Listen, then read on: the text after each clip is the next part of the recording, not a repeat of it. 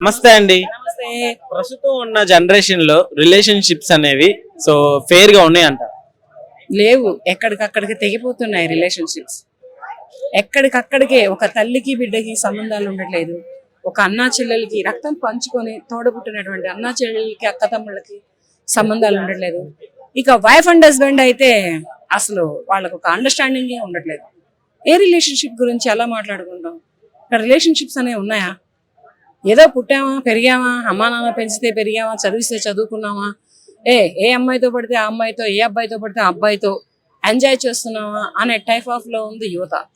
వీళ్ళు ఏం చేస్తున్నారు, ఎటుపోతున్నారు, వీళ్ళ లైఫ్లో ఏమవుతున్నాయి అని పట్టించుకోకుండా కూడా తల్లిదండ్రులు వాళ్ళ సంపాదనకై ఉరుకులు తీసే రకంగా ఉన్నారు పేరెంట్స్. అంటే ఏజ్ తో సంబంధం లేకుండా, అంటే ఇప్పుడు ఒకటి షుగర్ మమ్మీ షుగర్ డాడీ అని ఒకటి నడుస్తుంది. అంటే చిన్నవాళ్ళు పెద్దవాళ్ళతోటి, పెద్దవాళ్ళు చిన్న వాళ్ళతోటి ఇలాంటి రిలేషన్స్ పెట్టుకుంటున్నారు.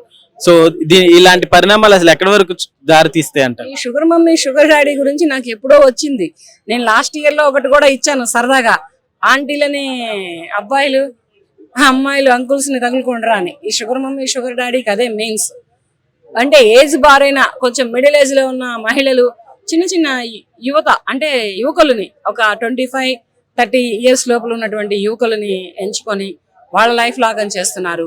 పెద్దగా అదే మిడిల్ ఏజ్ లో ఉన్నటువంటి అంకుల్స్ చిన్న చిన్న అమ్మాయిలు అంటే ఒక 18-16 years నుంచి ఉన్నటువంటి అమ్మాయిల్ని, 25 వరకు ఉన్నటువంటి అమ్మాయిల్ని వాడుకొని వదిలేస్తున్నారు. వీళ్ళ జీవితాలు ఇలా ఆగమైపోతున్నాయి. ఈ విచ్చలవిడితనానికి కారణాలు ఏమని చెప్పుకోవచ్చు అంటారు? తల్లిదండ్రులు అవగాహన లేకపోవడం. పిల్లలు ఏం చేస్తున్నారు, ఎటు వెళ్తున్నారు, అసలు వీళ్ళ దారి ఎటు వెళ్తుంది, వీళ్ళ నడవడికి ఎటు వెళ్తుంది అని పట్టించుకునేటటువంటి తల్లిదండ్రులు కాకపోవడం.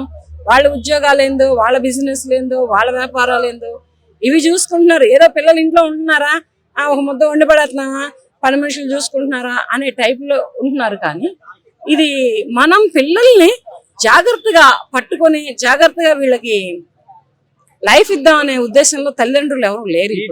స్మార్ట్ ఫోన్స్ కూడా ఎక్కువైపోయినాయి కదా, సో అట్లానే చిన్న వయసులోనే ప్రేమ అని చెప్పి పెళ్లి చేసుకోవడం, డైవర్స్ అవడం, అలానే చాలా మంది చిన్న చిన్న మాటలకి డైవర్స్ వరకు వెళ్తున్నారు. ఏం చెప్తారు? పెళ్లి చేసుకొని లైఫ్ లీడ్ చేసుకోవాలి. ఇన్స్టా ఇప్పుడు మెయిన్. ఇటువంటి లవ్ కి అఫైర్ కి కారణం ఏంటంటే ఇన్స్టా. ఈ ఇన్స్టాలో ఎవడో ఒకడు తగులుతాడు, ఎవరో ఒకళ్ళు తగులుద్ది అమ్మాయి. వీళ్ళిద్దరూ కలిపి నెంబర్లు ఇచ్చుకోవడం, వీళ్ళ లొకేషన్స్ పెట్టుకోవడం, వీళ్ళ లొకేషన్స్ లో మీట్ అవ్వడం, అమ్మ లేనప్పుడు, అమ్మ నాన్న ఇంట్లో లేనప్పుడు అమ్మాయి ఇంటికి పిలిపించుకోవడం, అబ్బాయి దగ్గర డబ్బులు ఉన్నప్పుడు అబ్బాయి హోటల్స్ రూమ్స్ బుక్ చేసుకోవడం. హోటల్ రూమ్ ఎందుకు బుక్ చేసుకుంటారు? అసలు ఒక వయసుకు వచ్చిన అమ్మాయి ఒక అబ్బాయిని ఇంటికి ఎందుకు పిలిపిస్తుంది? పెళ్లి చేసుకుంటే ఈ వైవాహిక జీవితం నిలబడుతుందా? నిలబడట్లేదు.